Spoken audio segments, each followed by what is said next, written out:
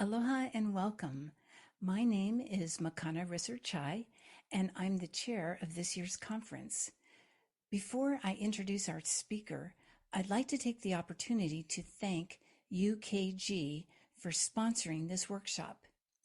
UKG was formed by two leaders in HR solutions, combining the strength and innovation of Ultimate Software and Kronos.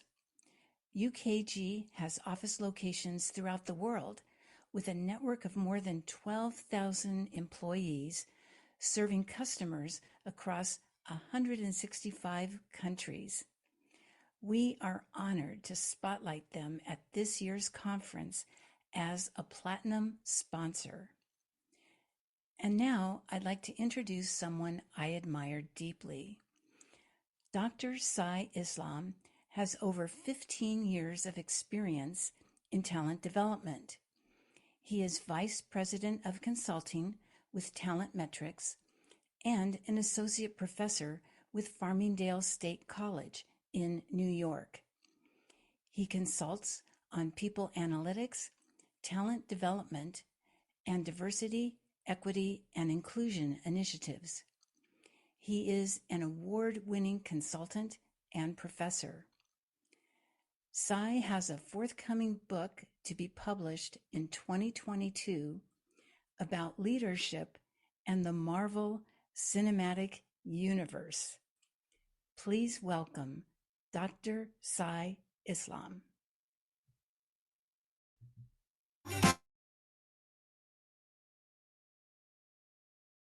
Hi, everyone. Very happy to be here. I love getting introduced, so that's always very nice. Thank you, everybody, for being here. I know some of you might be eating, and I'm happy that everybody's here enjoying a good meal with me. If the theme of our conference is honoring relationships, we have to honor our relationship with mealtime, right? So very, very important to do that. Today, we're going to be talking about more than one and done, maintaining an inclusive organizational culture. I'm looking forward to sharing a lot of information with everybody.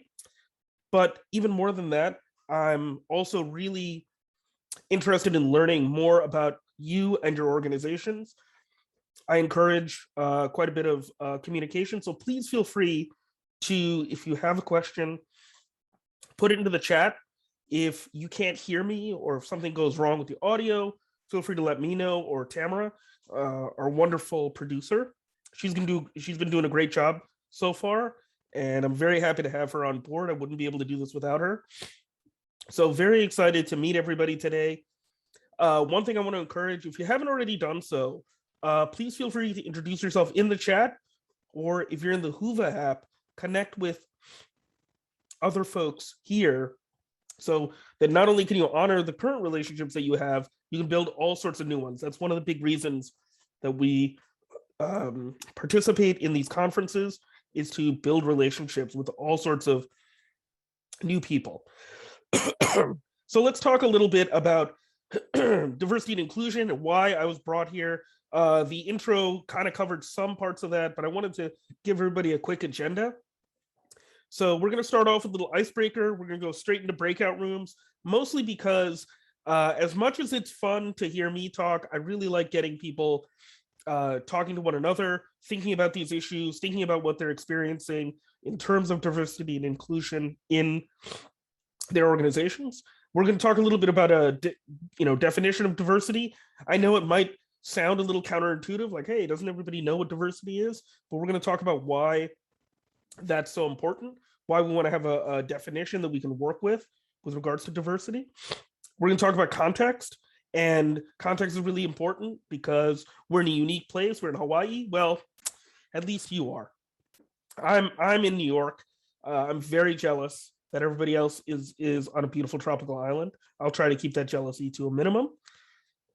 Then we're going to talk about some examples, and we're going to go through the results of a diversity program study that we did at Talent Metrics last year, and we're going to talk about what we can learn from that study and how we can take that into the future. So we covered a little bit of this, a little bit about me. I'm the vice president of consulting with Talent Metrics and also a professor. So I tend to bring a very data-driven view to issues of diversity and inclusion. In addition to kind of wanting to have that caring perspective, we also need a way to kind of track what we're doing. We're going to spend a lot of time talking about that.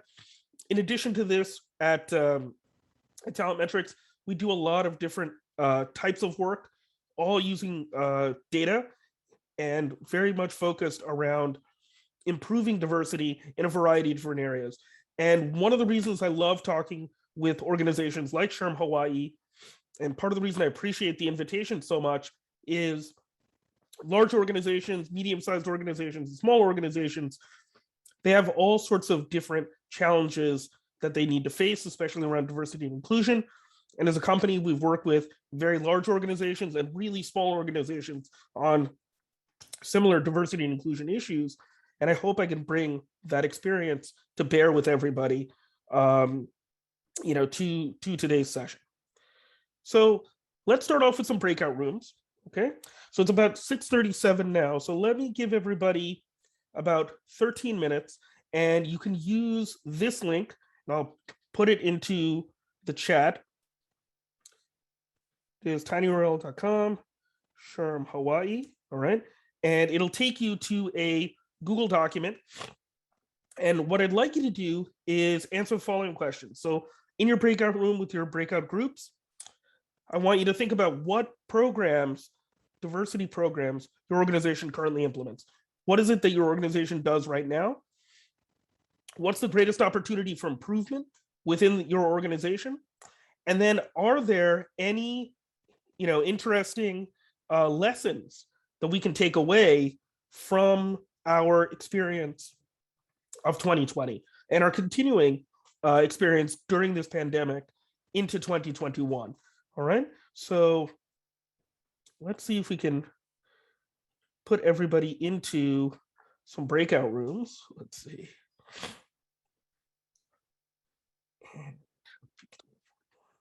All right. So you're going to have a group of 5 people. We're going to break everybody out into 8 groups. I'm going to create those groups. And then if you can go there until about 6:50, 6:55 or so, we'll let you know when we're ready to have you come back. All right, there we go.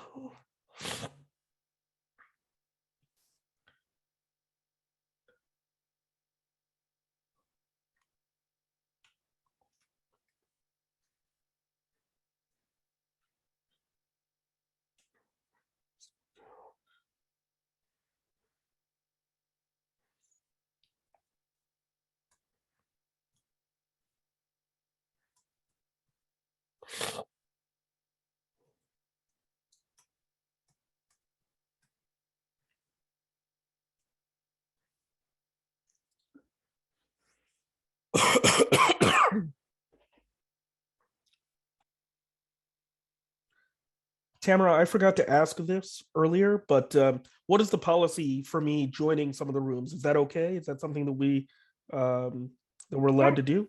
Yeah. Okay. All right. Great. I can. Do you want me to stay in the main room just to I'll stay in the main room to monitor. Sure, that'd be great. I'm going to give everybody a little time, and I'm going to hop in through all the different rooms in a little bit. I'll wait about 5 minutes before I do that. I'll give everybody a chance to talk to each other first. Cool.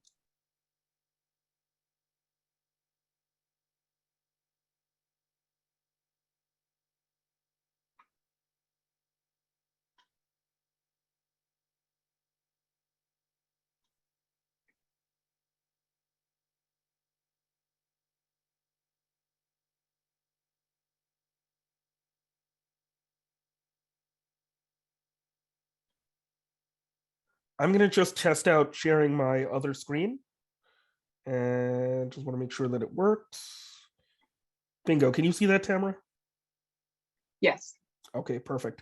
It's really sad how many tabs I have open in my browser, but I'm going to try to live with that. Sounds good. And then as new people arrive, I'm just going to put them into a room that, depending on if there's nobody in there. Or, I mean, that's totally fine. Yeah.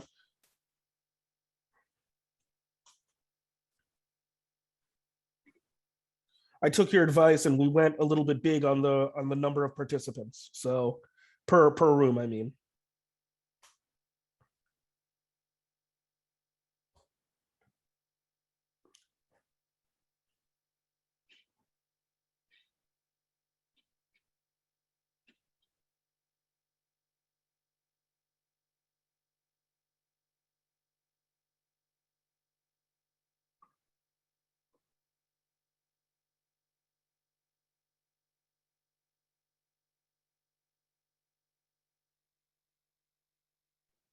Hi, Selena. We're in breakout rooms right now, if you can join one.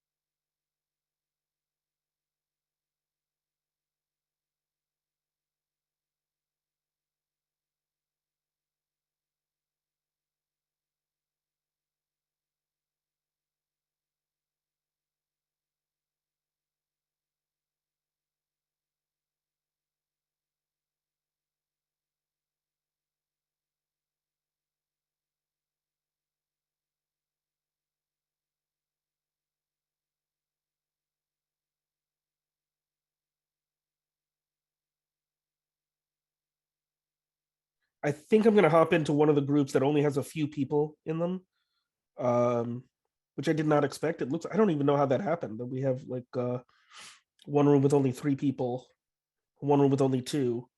Surprising. Oh well. Should have gone with 7 rooms. Live and learn.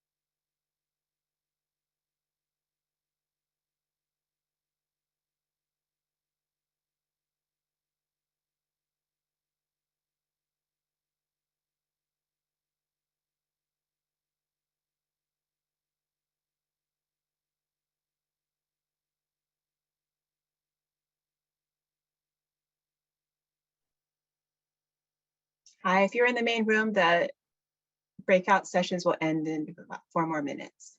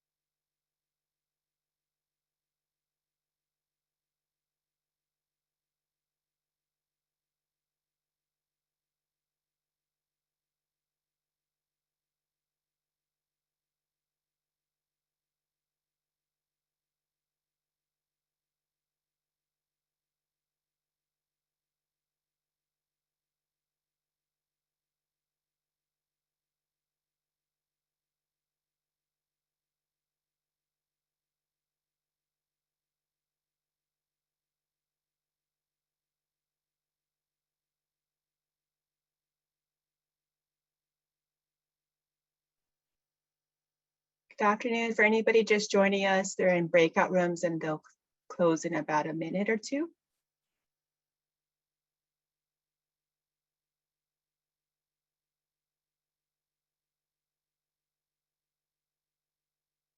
I'm going to close the rooms in about 2 minutes. So 1 minute now.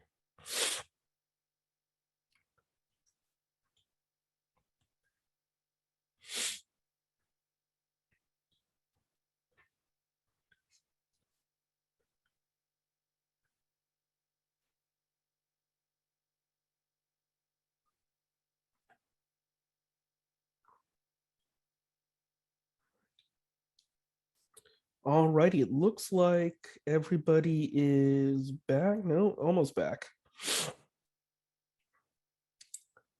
Almost got everybody back. Let's see. Gonna give everybody a little bit of time to rejoin us, and let's take a look. Hi, everybody. Welcome back. Feel free to laugh at how many tabs I have open in this browser. I've left it this way on purpose because I think it's super funny. My wife makes fun of me all the time. She's like, how can you get anything done with this many tabs open?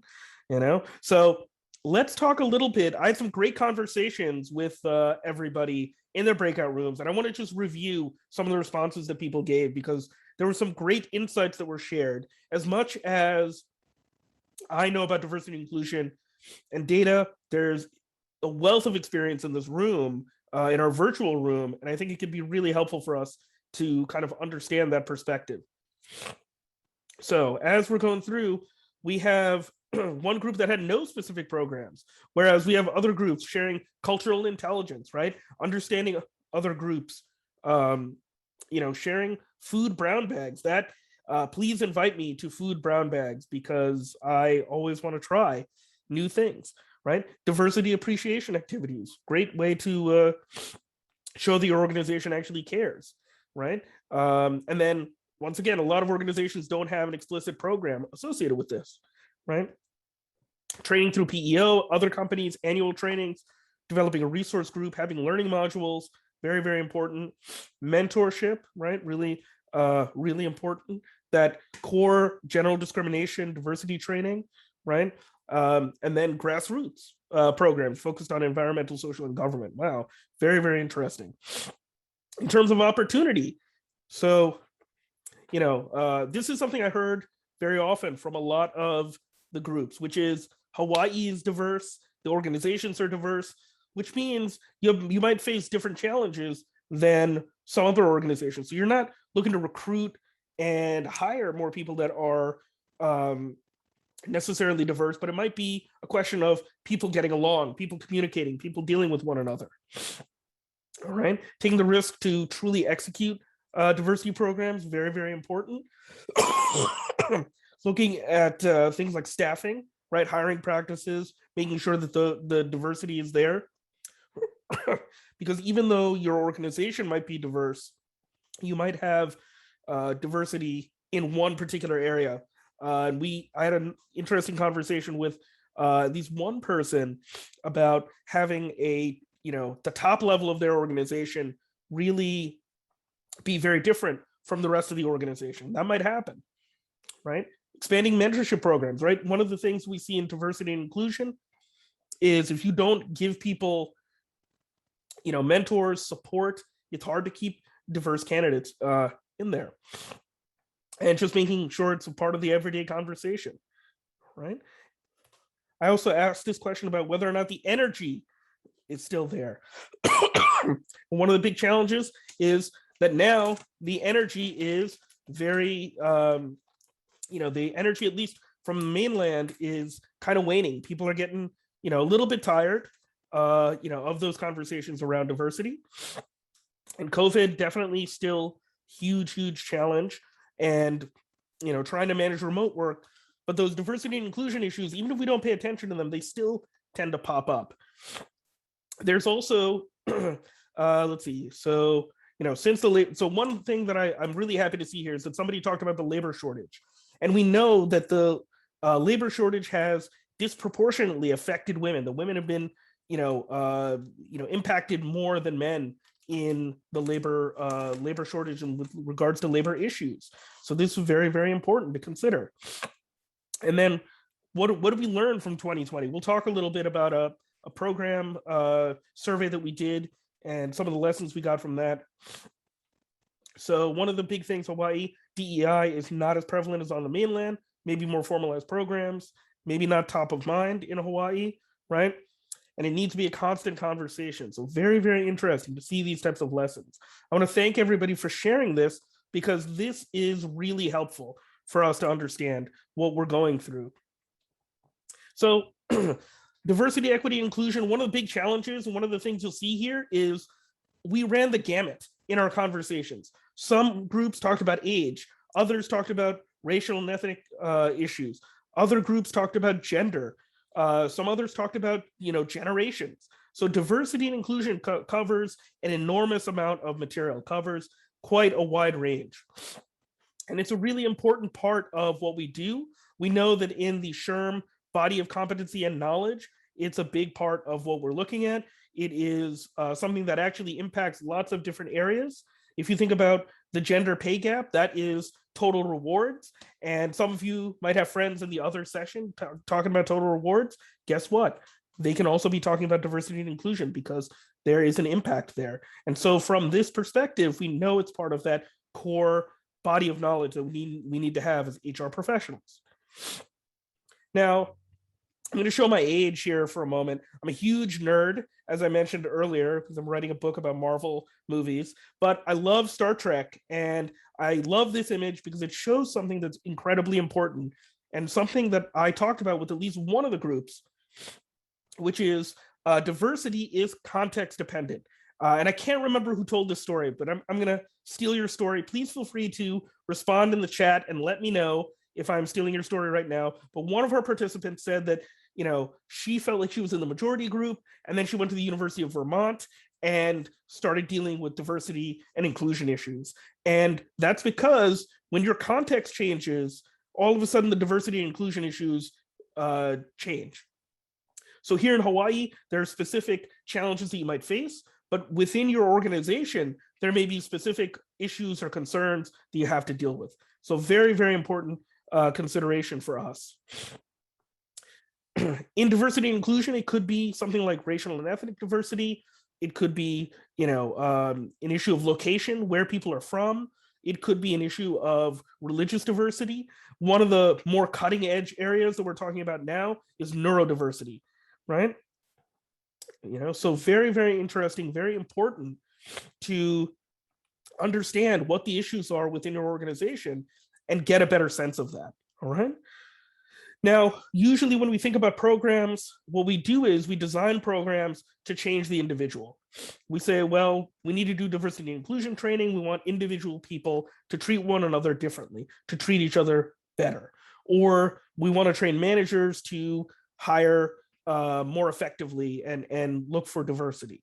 But I'm going to ask everyone here to say that, you know what, we can't just look at it from an individual perspective. We want to take a look at it from an organizational perspective. We want to take a step back and think about it from the perspective of the organization overall, so that we can understand who's in our organization and how we can improve the experiences that they have. The thing about diversity goals is that they can only be achieved together.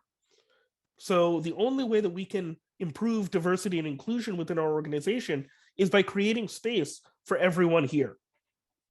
We want to make sure that we create that space for everyone so that they feel like they belong. This is one of the biggest challenges in diversity and inclusion. With other programs, it may not require that we get everybody involved.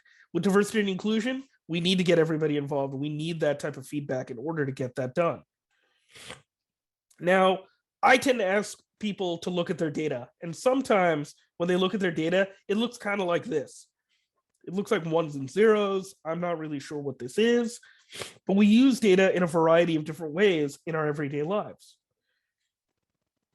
Our goal is to detect the signal from the noise. And the only way to do that is to really track things over time, to measure things within our organization so that we can detect the subtle shifts in the organization. That could be things like an employee engagement measure. It could be hiring statistics. It could be stuff that we're already reporting that we just pay closer attention to. And so my message for everybody today is to pay close attention to what's happening in your organization and to use data as the way to figure that out. Now, we already do this on an individual level. When you are using a any sort of Fitbit or any technology like that, even your phone, it can give you an update on what your health is like. What's your pulse within this organization? And so I'm going to ask you to do the same thing for your organization. What's the pulse? What are people saying? What are the experiences that are happening? One of the biggest concerns around diversity and inclusion is many times organizations, they just want to wait until something happens to address these issues. And that's not really good policy. You wouldn't do that with anything else, right? If you had a gas leak in your office, you'd fix it. You wouldn't wait until somebody got sick. So the same thing has to be true for diversity and inclusion programs. So when we look at issues like this, we know diversity and inclusion can impact any of these areas that we see in the employee organization lifecycle. In selection, who we recruit, who we hire, whether our assessment tools are actually fair and unbiased, right? All of those things are impacted in, within your organizations. In training and development, who is selected for leadership development programs, who receives training, what kind of training they receive, all can be impacted by diversity and inclusion. Performance appraisals also could be impacted by diversity and inclusion. So in some cases, your organization might have a situation where men get higher ratings than women, or older employees get lower ratings for some reason. And so it's up to us to really track that information. And then at the organizational level, tracking things like employee engagement, turnover, retention, these are all issues that are part of diversity. Now, what that means is that diversity is a very important thing, but it's very, very wide. It's a huge topic, and it can make things very difficult for us to determine where we want to put our energy. When we look at our organization, we want to consider this talent pipeline, right?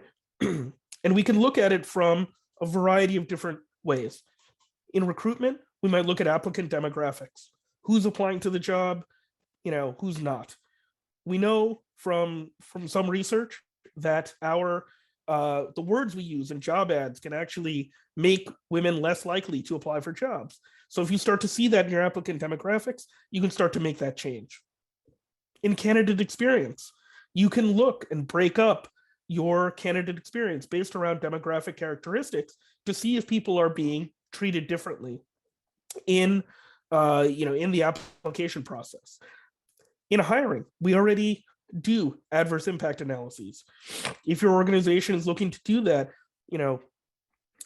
you've got all of this SHRM support. You can certainly calculate this, right? As long as you've got the data and you've tracked it in your applications. You can also use pre-hire assessments and figure out if they're treating your applicants fairly around those core demographic issues. The goal is knowing your context, knowing the Hawaiian context, and also your organizational context to figure out where to put your focus. So for some of the organizations and individuals I spoke to, their focus was on looking at generations, looking at age. Other organizations were looking at gender. So you kind of have to figure out what is the most important factor that you want to look at and identify that across all of these different areas. You can also look at things like turnover rate, retention, and then look at changes in performance appraisal. Are people getting treated differently? And then one of the biggest ones is promotions. Who becomes a leader and why? And so that is a very, very important factor. But if we don't track that data, then we're not really able to make the changes that we need. Okay, so across all of this is organizational culture. So when we think about our culture, is our culture open to diversity? Is it open to people who are diverse? That's what we really want to make sure that we track and that we are living up to that culture. All right, and we can use things like employee engagement, diversity climate, and organizational culture measures to identify that. Here's a little example of how we can assess the pipeline in recruitment. We can look at the number of applicants that completed applications. We can look at the percentage of applicants that are hired. We can break all of this down by relevant demographics. Notice I said relevant demographics. We want to be able to identify the issues that we're most concerned about. Is it one around gender? Is it disability status? Is it race, ethnicity? The only way we'll know that is by really knowing our organization. And the great thing about human resources is you know your organization better than anybody else. In assessing a pipeline, here's a little example of some work we did for an auto body company. They do auto body repairs. So we said they've got 100 applicants. 70% of applicants completed the application. Out of those, 50 received callbacks. Of the ones who received callbacks, 15 are female, 55 are male. Of those who interview after the callback, 5 are women, 45 are men. And we say that 33% of women, get called back. 82% of the men receive callbacks. We know that this role is a customer service role. It doesn't require a lot of mechanical ability. And so my question to everybody here is, do you think there's a gender issue happening in this example? What do you think? You can respond in the chat.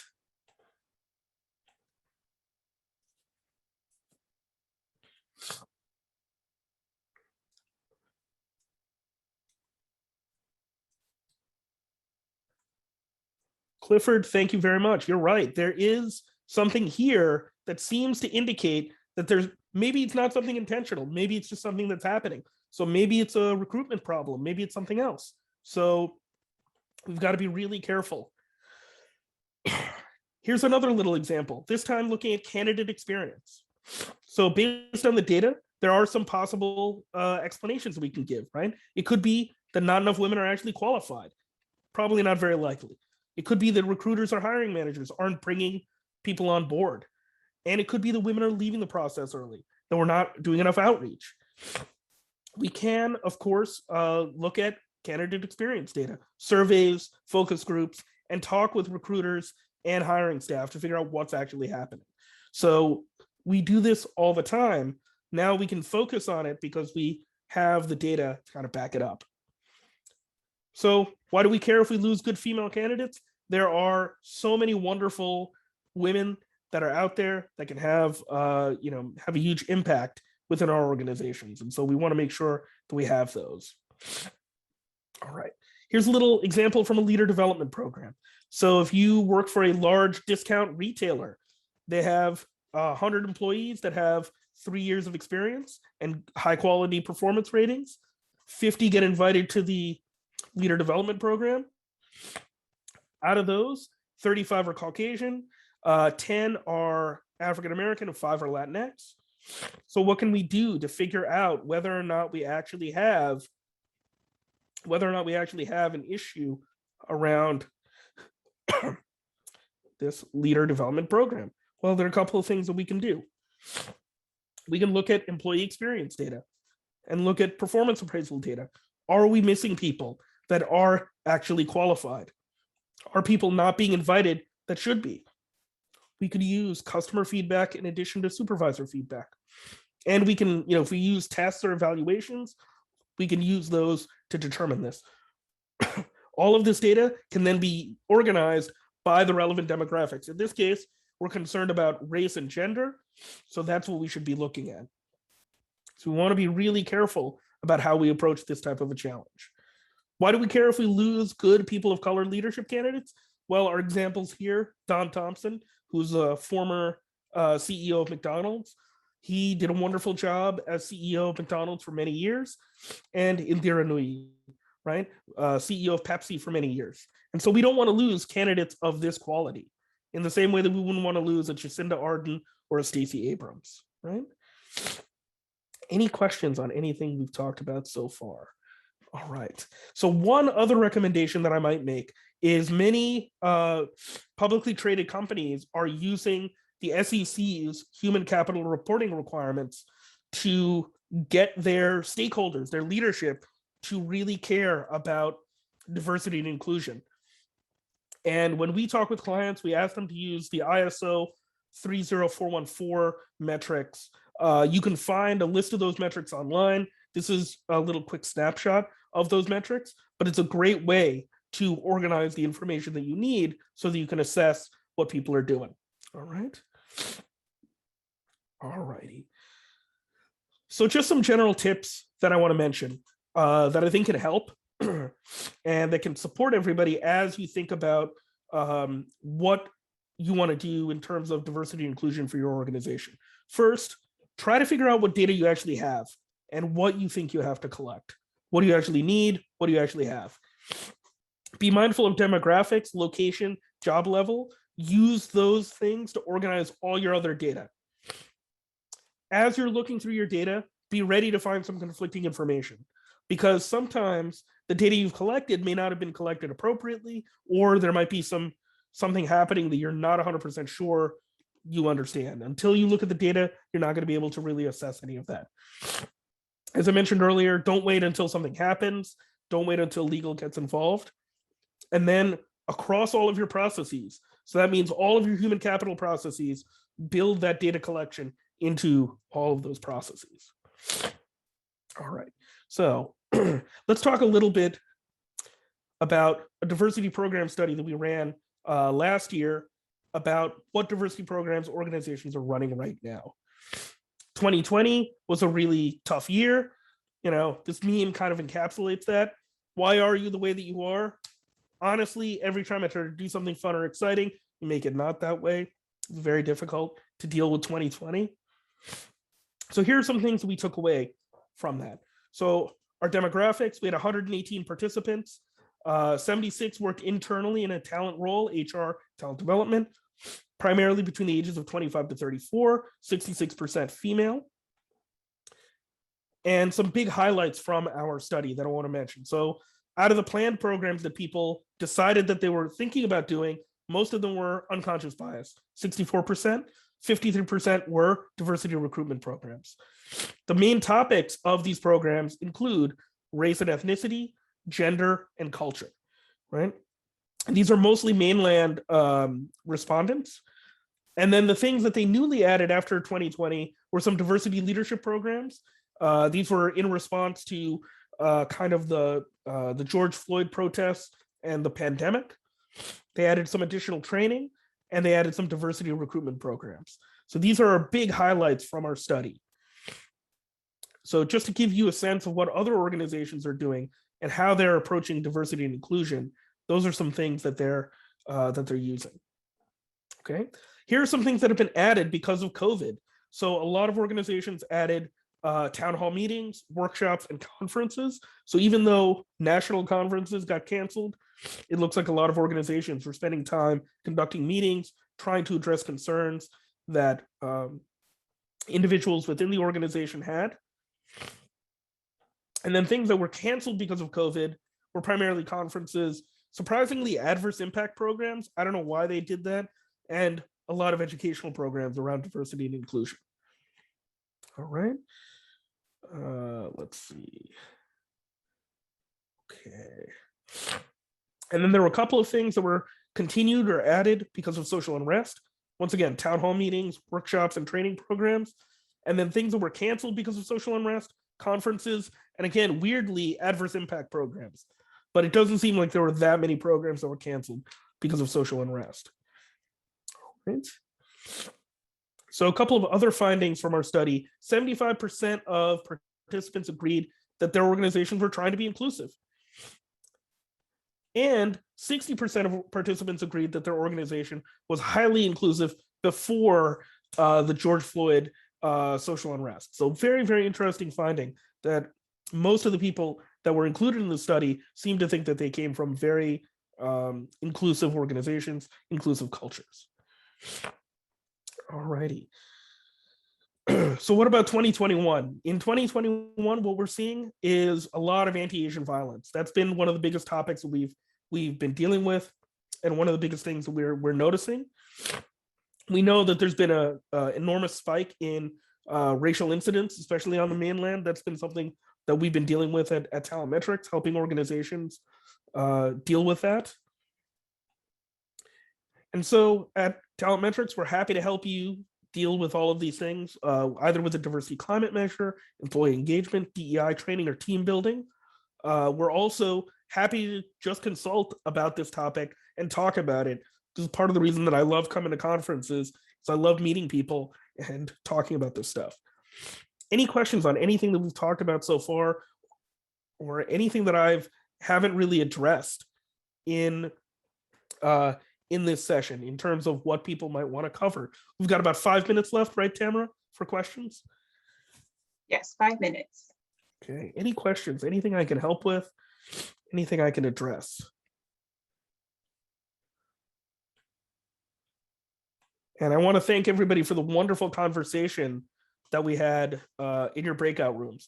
Those were really active breakout rooms, and I'm really happy that I just happened to show up in them. Any questions? Anything I can help with?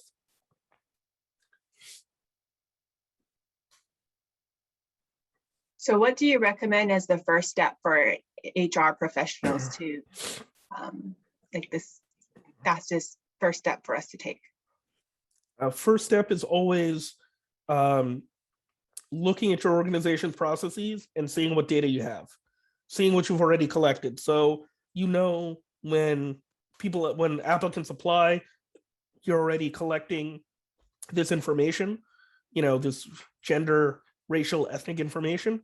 Run an adverse impact analysis. See what it comes up with, because if you can identify the problem, then you can start to address it. Very good question. Thank you, Tamara. Anything else? Any other questions?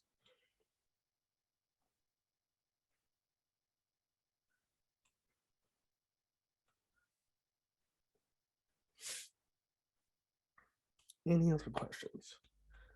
I will also accept food recommendations if anybody's having a really good lunch. I had a question. Yes. Okay, you said to look at yourself and your organization. How do you stop from being myopic about it? it's kind of hard to be critical of your own organization. You're the one that developed a lot of the policies and procedures, and Mhm, you mhm, know, what would you recommend so that mhm. you can take a more objective point of view? So this is a wonderful question. I want to thank you, Linda, because this is this is actually one of the best questions I've ever gotten for this for this session. So what I want to mention is you're doing the right thing here. This is your community, right? And so going to another HR professional and just asking them like, hey, here's the policy I've written. Here's what's happening. Do you see anything that I'm missing? Right? This is part of the reason that we're members of SHRM, that we attend SHRM meetings, is to be able to share that information with a fellow professional who can really do a great job in providing me that feedback. Now, for example, I do a lot of data-driven work. That doesn't mean that I don't go to somebody else and say, hey, here's my plan for analysis. What do you think? Right? So that professional community, I think, is a great resource. Does that help, Linda? Thank you. We just got a question in the chat. Are there any technical tools that you utilize yourself to do analysis? So I start with Microsoft Excel. It is that is like the least sexy answer that I could possibly give, right? Like Excel, everybody has it. But really a lot of our stuff, we start with Excel. I also use a lot of R. I don't know if everybody knows about those coding packages, but there are some stats coding packages that can help you kind of create layouts that work. The reason I start off by talking about Excel is because almost everybody has it. And I think everybody kind of knows how to manipulate Excel so that they can get the most out of, so that they can get the most out of that tool, right? So a lot of it is organizing data, organizing those spreadsheets so that you can actually get the most out of that, process. Paul, I hope that helps. Feel free to tell me in the chat if it didn't, or if you. Good, thank you. Okay, Appreciate great. Yeah. So, Dr. Tsai, also- can you add in the Uh-huh. chat what that coding package that you mentioned? Sure. It sound like R. Yeah, so you can use R stats for free data coding, and then also MS Excel. All right. Perfect. Thank you. All right. Any other questions? Great questions so far.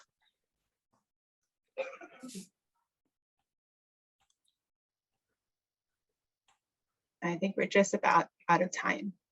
Yep. It's 7:30. Oh my goodness, that went by so fast. Well, thank you, everybody. I really appreciate everybody being here. And I want to thank everybody for being great, very engaged audience. And feel free to reach out to me either by email, on Twitter, on LinkedIn. I'm happy to talk about this stuff. I don't know if everybody can tell, but I'm excited to talk about this stuff, which sounds like the biggest, like nerdiest thing, but I really enjoy it. And thank you so much. You guys are a wonderful, wonderful audience.